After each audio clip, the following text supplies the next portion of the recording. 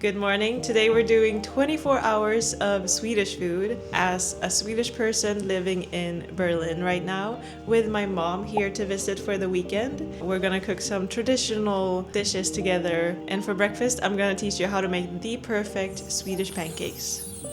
Yes. Also, I asked you guys for some questions for a Q&A. Maybe I'll sit down for a longer Q&A segment. I'm very excited because you guys actually sent me some very nice questions. Now let's get into it. All you need is flour, milk, and eggs, and some salt. 3 deciliters. I know a lot of people don't use deciliters. It's kind of special for Sweden, I think. 1 deciliter is 100 milliliters. So 300 milliliters of flour and a good amount of salt. Like, Yeah. så mycket. That's okay. Lite mer. No, not more. Not more. Okay, about half a teaspoon. Yeah. You do flour, half of the milk, then the eggs, and then the rest of the milk. 6 deciliter milk, so you do half of it, which is 3.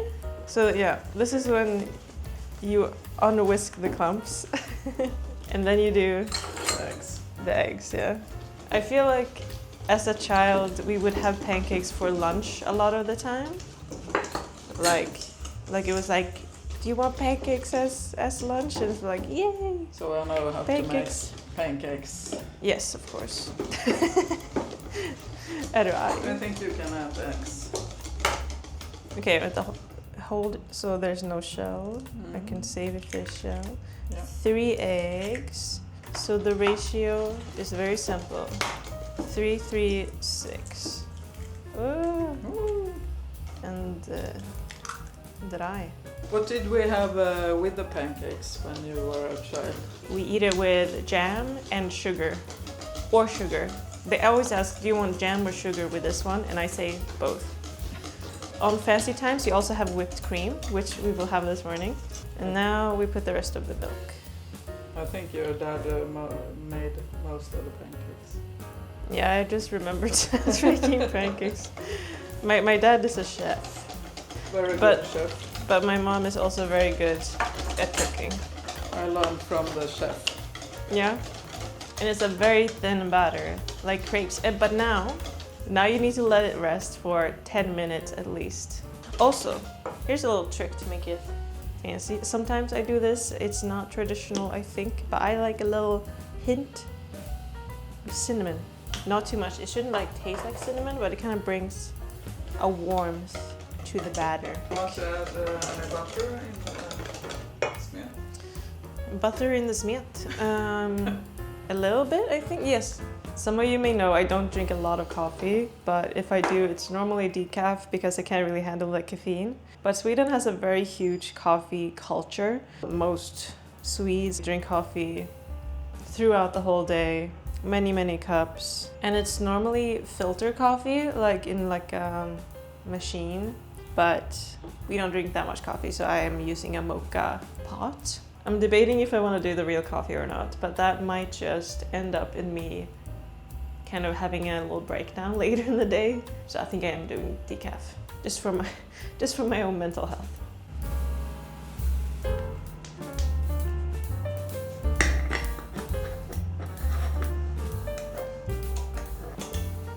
Oh yeah, coffee's coming out. I've been melting some butter. It's been almost 10 minutes.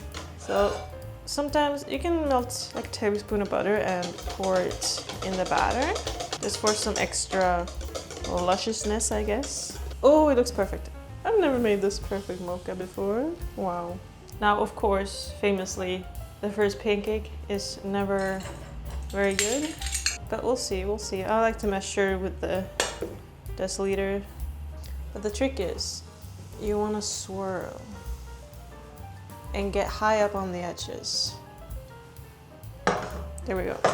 You need to add butter in between every pancake, like a lot of butter.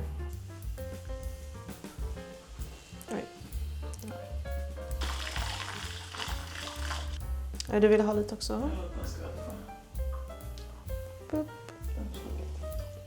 Vad gott. Nu. Oj, det var lite för krispig tror jag. Men de håller sig varmare om vi börjar göra med att stacka dem så här. Ja, så länge.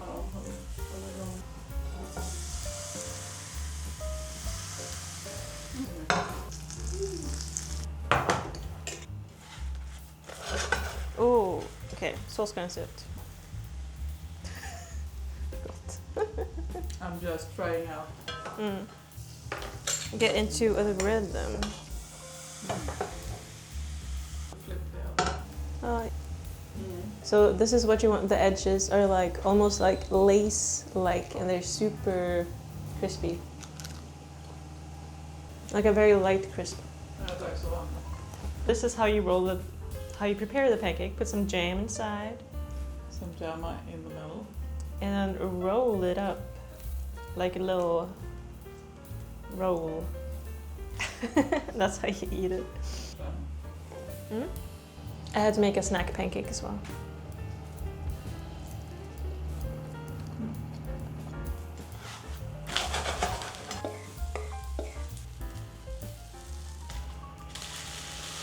Mom already had her fill while cooking. This mini pancake looks really yummy. I'm gonna have this right now. We were gonna whip some cream, but now I think it's kind of annoying to whip cream for just one person since it's just me having it right now. And also, to be fair, we are kind of in a time rush. Oh, how cute, little one.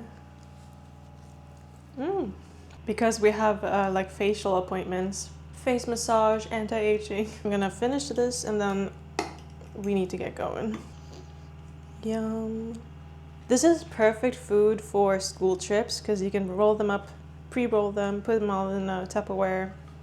My dad would pack me these with Nutella. Oh my god. And I would sometimes fold them like this.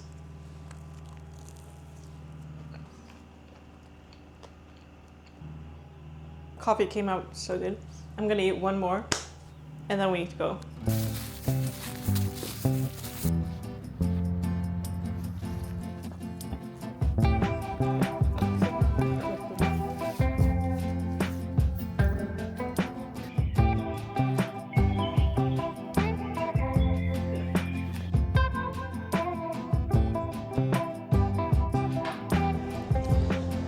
We've come to a Swedish candy shop so I can show you my favorite candies.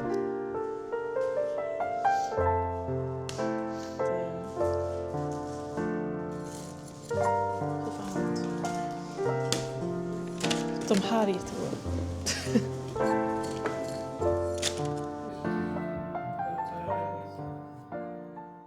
The time has come, it's time for lunch. This is a dish I used to eat growing up in school, and you used to eat it at restaurants? Yeah. You never cooked it at home, actually? No, we had it in school also. Also in school, back in the day. Yeah. Long But time ago. we're boiling potatoes right now, and we bought some pork belly, pre-cooked in some type of way. I need to kind of Google it. This is what we found in the German store. I think it's the right one. Slice this up and fry it. With that, we're making an onion sauce, which is the main thing I've been missing since childhood. Löksås. Löksås. So this dish would be called fläsk med löksås Yes. och potatis. Eller? Fläsk med löksås. Fläsk med löksås. Ja. Skivar. Det blir redan mindre på något sätt. Hoppas jag blir bra. Jättebra. Jättebra. Nej, Typ. Ja. det var lite.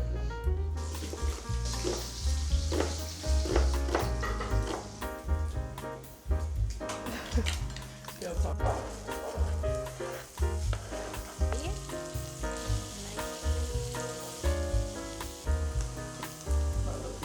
Så.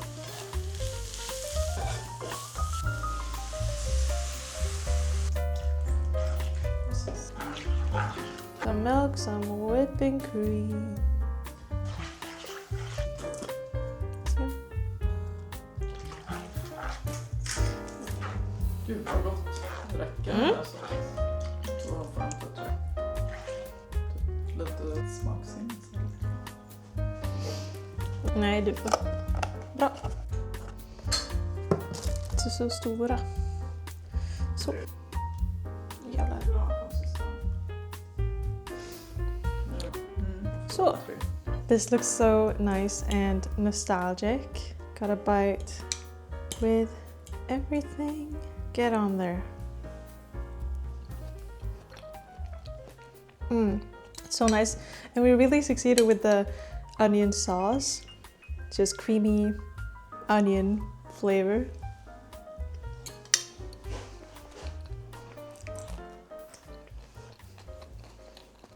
I think this was a major success. It is time for a candy eaten Q&A. Yes. So, before we get into the questions, I got a big bowl of Swedish candy right here. Which one should I start with? Oh, this is a classic called jelly raspberry, Hiii hallon. And it's like a really soft, just sweet jelly with sugar around the crust. I loved those as a kid. They're still pretty good. So I asked you guys yesterday on YouTube if you had any questions for me, and I was blown away how sweet you all are and how thoughtful the questions were. I feel like a lot of you asked why Germany and how I ended up here. I was 13 years old when I decided I wanted to become a rock star. I was learning to play guitar, I took singing lessons. Later on I even did some drumming, but that never went very far. I thought at 15 I would like move to London, play on the streets, like Ed Sheeran or something, sell my CDs, which was obviously a kind of crazy idea. But I went on to study music in high school, and then I took a year off from studying and I was just working in Gothenburg. I'm from a smaller town, like on the west coast of Sweden, fishing town. I decided it was finally time to go to London, so I applied for like a music university, the songwriting bachelor degree at BIM, and I actually did not end up liking London so much. I was kind of anxious and really shy at the time. I'm still kind of shy with new people. Pretty socially awkward, if that's not coming across. I felt like London was too like cramped and fast-paced for me at the time. So BIM also had a school in Berlin, and I decided to transfer for my second year, and I stayed for my third. So that's how I ended up in Berlin. In my third year of university is when I met Nick, my boyfriend. He's Canadian, met through Tinder, and our interest of Mario Kart brought us together. I had my Nintendo Switch, he had a TV. There you go. Yeah, I guess I decided to stay. I was working at cafes, I was doing my music. I kind of still had in mind to continue trying to have a music career. I recorded a single. It's on Spotify still, if you want to check that out, but maybe don't. Future Alice here to just add on some details to explain to you how I transitioned from music to YouTube. Sorry, I'm a bit sick at the moment. Well, we actually moved into this apartment a couple years ago, 2.5. About a year after I was already done with university, I realized I always used music as a way to process emotions, and I realized I didn't want to force this. I didn't want to put pressure on my music to have it as a career or make money off of it. I realized I just wanted to keep that as a hobby, as a tool. That's the time I realized I needed a new hobby, a new creative thing to make money off of actually. And before I started making videos, I actually got into bookbinding just for a few months. I have a few little journals I made. That's also the time I transitioned from working in a cafe to working in a warehouse. I actually started doing little vlogs maybe 4 or 5 years ago. I always loved watching YouTube, but I always felt like I couldn't do it. I always felt like that was just something that's not for me. But then I watched a Sweet Boys episode. It's a podcast with Garrett Watts and Andrew Sawicki. Love those guys. There's an episode where Andrew talks about imposter syndrome, and I realized I had those same feelings. Like I just felt like I didn't belong doing YouTube videos, even though I loved watching other vloggers. And that's why I took the step to be like, okay, why couldn't I do it? I'll just try it. So I just tried it here and there for the next couple of years, and then finally when I realized music wasn't going to be my creative career, I kind of just started with an idea to post what I eat in a days as shorts. That was 2 years ago, and I was just doing that for fun as well. at the same time I also was really aiming to grow my channel and stay consistent with it, especially while having a warehouse job. It was good to have that to focus on the side, because that's so like kind of depressing and not creative. It's kind of a long explanation. Yeah, so that's how I transitioned from music to food videos and YouTubing. That kind of leads me on to the next question, which is, do you work or study? Obviously, I did study. I now just work. I worked in cafes a lot of my life because I felt like that's kind of what a struggling musician does. I always hated it because I'm very introverted and shy and had to put on this positive face and always facing customers. And then 2 years ago, I decided that was enough and I applied for a warehouse job instead. And I liked it way more because I can just pack items and listen to podcasts, watch YouTube, watch Netflix. It's honestly great. Don't have to talk to anyone. I'm eating this right now. It's called boobs, I think. It's like kind of sour. Has like I don't even know, fruity, soda-y, tutti fruity, minty flavor. It's kind of weird, but I like it. Next question is, do you speak German? And was it hard to find work in Germany? And I do speak a tiny bit of German. I can say, ich spreche keine Deutsch. No, but I can I order food in German. I talk to the cashier in German, but I don't know enough to have a normal conversation, even a little bit. I try when I have to, but I prefer not to speak German as much as possible. Which is also cool because in Berlin, you really don't have to. Everybody speaks English, most of them, and you get around really easily without speaking German. So if you come to Berlin, you don't have to, but it does make things easier for sure. And was it hard to find work? I think if you want just any job, like a cafe job, it can be pretty easy. But the thing is, there's lots of illegal workplaces where you don't get a contract, you get paid in cash, which is not very good. I don't recommend that. I think it was okay, like a warehouse job is okay as well, but if you want like an actual job that you enjoy, I'm not sure. Depends on what you're after, I guess. What do you like about living in Germany? Right now, I'm getting tired of it, but what I used to love is that like here in Berlin, there's lots of wide streets, open spaces, big trees. There's really nice parks, good cafe culture, bars are really cool. And the people, of course, in Berlin especially, there's people from all over the world. It's like a melting pot of different cultures. I always felt so invited. I met so many friends here. That's a big plus. What I don't like that people can smoke in most bars. Coming from Sweden, that's really crazy that people can smoke inside. In Sweden, there's you can't even smoke outside on bus stops and stuff like that, which I, as a non-smoker, I really like. So it's kind of annoying having to be in smoke-filled rooms when you're out with friends. But if you smoke, that's good, I guess. But you really shouldn't.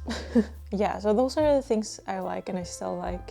But I'm getting tired of the streets can be really dirty with broken glass and stuff like that. And it can feel a bit dangerous sometimes, we've seen some fights go down in the streets. I think that's basically my pluses and minuses. Do you plan to stay long term? So I never intended to stay this long from the beginning. That's just how it went and I'm happy I did. But we are actually planning to leave really soon. I haven't told you guys yet, but we are in the process of moving out of this apartment. And not just the apartment, but we're leaving Germany, most probably for good. And that's why I said at the end of the last video that there's exciting videos coming up, exciting times ahead. I think that's enough of the Germany questions. Let's do another candy. These are classic. Strawberry licorice skull. This is a chocolate filled with caramel called Center.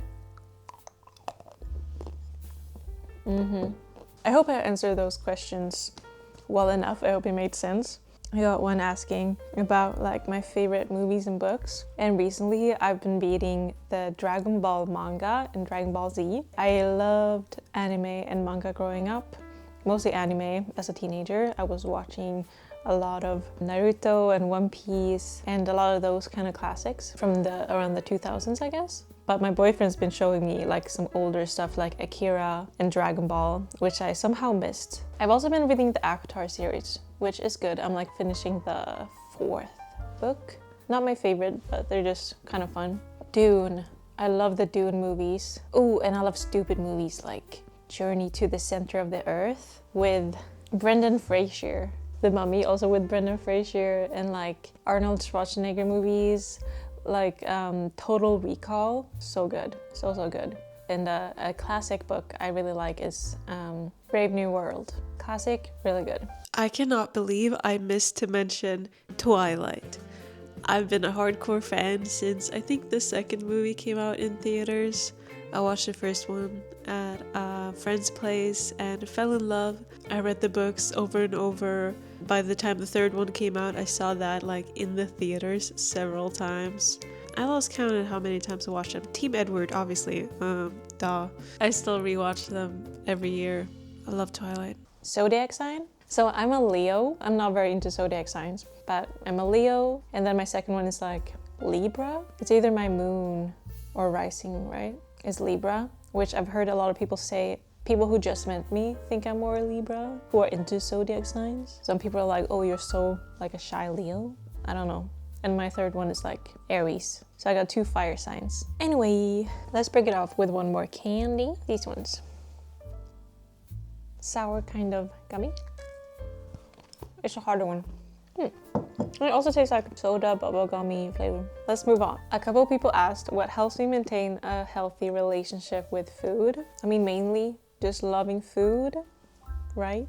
I have overthought food a lot in the past. Like even recently I was doing like some turmeric shots in the morning with like apple cider vinegar, which might be good, but also I don't think it's worth like taking wellness shots like that every day. I feel like that's just overthinking it when you should just try to eat healthy, balanced meals. But also healthy and balanced can mean so many different things to each person. In the end, I think like real food, if that makes sense, like to me that means food you grew up with, or at least for me, going back to eating some Swedish food, even though it's mostly potatoes and sauce, but it feels like healing to me, and it's just food. Like food is just food. Yeah. I just aim to eat like balanced-ish meal sometimes, and sometimes convenience and yumminess comes before, but I know that stressing over food is the most damaging in the end to our bodies and minds. We should just eat to eat because food is fuel. It's a complicated subject, honestly. In the end, food is just food, basically, and it should be eaten to be enjoyed and eaten enough of to give you energy through the day. Do you feel pressure from other bloggers like you should eat 10,000 grams of protein a day? Which I don't, sometimes I feel like I do get in phases where I'm like, I really should be adding more protein. Like, okay, I'll make sure I'll have a boiled egg in the morning. Consciously thinking of these things is fine, but if it's on your mind too much every day, just like try to clock that and back off a bit. And come back to my core, which is just balance overall in this life. I'm sharing my what I eat in a day to show a realistic view of what just one girl in this world eats some days, which I think is helpful to you guys. You comment that it is, which is really nice to hear. And that also like brings me back sometimes, like your comments helps me to stay real, to stay true, to show you guys what I'm actually eating, because sometimes I can feel kind of bad, like wait, I'm having like a second donut after also having ice cream in the same day. Should I maybe not show this? Or actually do think like that sometimes, but then I remember pretty quickly after that, like wait, my whole thing is to show the realness, the realistic ways of eating, and that it's okay to have a second donut or whatever. So obviously I'll always show you guys everything I eat in a day. There's no use for me not doing that. I do have to remind myself sometimes, but I think that's fine because I'm human, we're all human. Somebody asked, as your channel grows, how do you plan on staying authentic to yourself without being influenced by your audience's expectations or pressure to increase viewership? This is really important to me, to stay authentic and to stay real and realistic with you guys, to actually show what's going on and how I'm feeling and thinking about things, because that's the core of my channel, I think. I do watch a lot of YouTubers talking about YouTube, like how to grow your channel and stuff like that, because I think it's really interesting, and I do this, like I think it's fun to do YouTube, and I do want to grow. I do want to be like a full-time YouTuber in the end. Recently, I filmed my last video, which is like a 30-day biking challenge, and I wanted to do a really good intro. So I have all these lessons in all these videos I watched of how to make like a really good 30-second intro to catch the viewer's attention and to make them want to keep watching. So I was really putting a lot of attention to this and kind of overthinking it, working on it hard. But then I also realized there was like a part just after the intro where I sound more like myself, and I was debating, should I just keep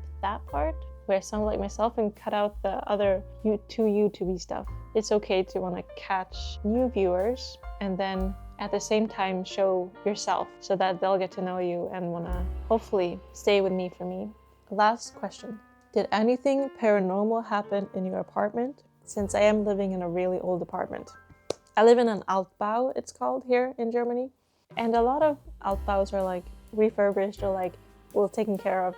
Ours is not that. It's very old and it's very damaged. There's like some mold, there's some water damage in the ceiling. The floors are all like grimy and paint is chipping everywhere. We're not allowed out on the balcony. We don't have any heaters under these windows. That's because our only heating is fire, like actual coal furnaces. But yeah, so have anything paranormal happened here? I have thought about this sometimes, like the thought hits me like, oh, this is so old, like there must have been so much happening here, so many stories in this apartment. But I don't have the feeling that it's haunted or anything like that, no ghosts. But also I might not, like I'm not a strong believer or anything. I'm like on the fence about it. There's a possibility, I think. But I haven't had anything weird happen here, actually. So, okay. That's it for this Q&A. I hope I answered some of your questions. I hope you're not disappointed by any of my answers. I don't know. We'll see if you guys will still be watching after this. That's me. That's my life. That's what's happening. I shouldn't eat any more candy because we still gotta cook dinner. Let's cook some freaking dinner. Okay, this is gonna be so yummy, honestly. Got some fish. I already prepared the onion.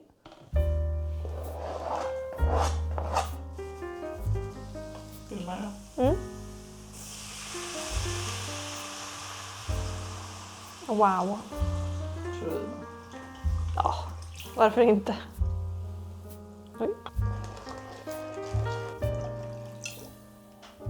Okej, men jag tar i fisken nu då när det kokar. Nej, jag filmade inte det. Fan. Vad dumt.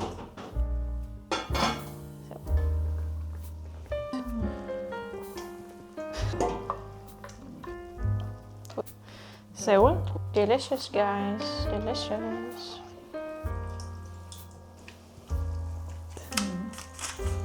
För en sån. Oj, vad mycket det blev. Bara lite. Ja, jag vet.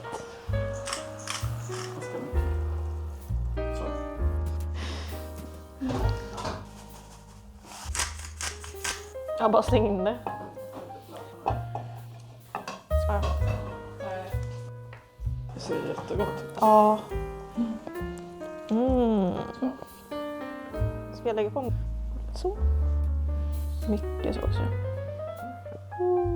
Vad fint. Ett par skedar sås. Jag stannar här och tar en bett. Here we go. White fish, dill, and shrimp.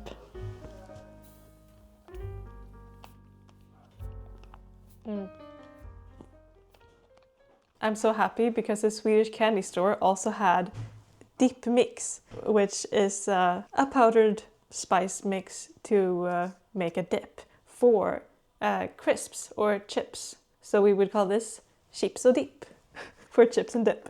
And holiday is a very classic one.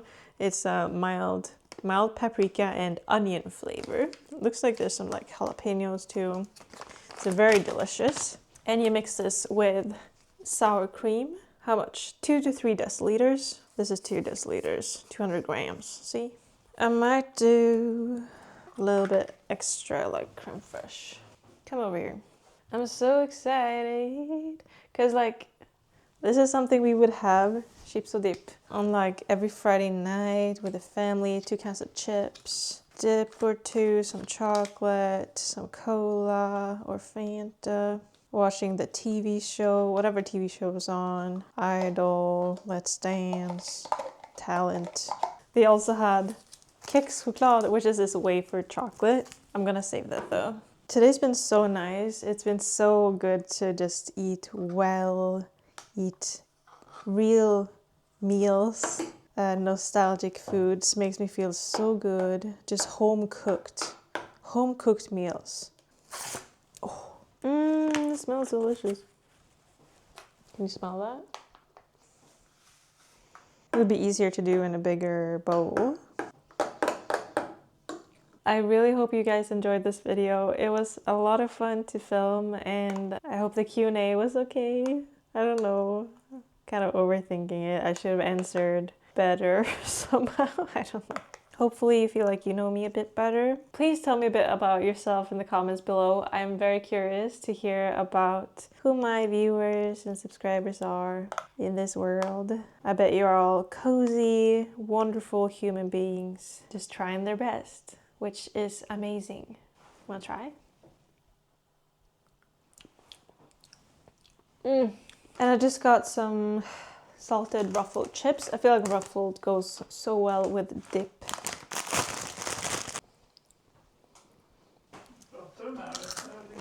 Cameron, talking to the viewers. Vill du ha lite cola då? Gonna have a cola zero because it goes so well with chips och dip.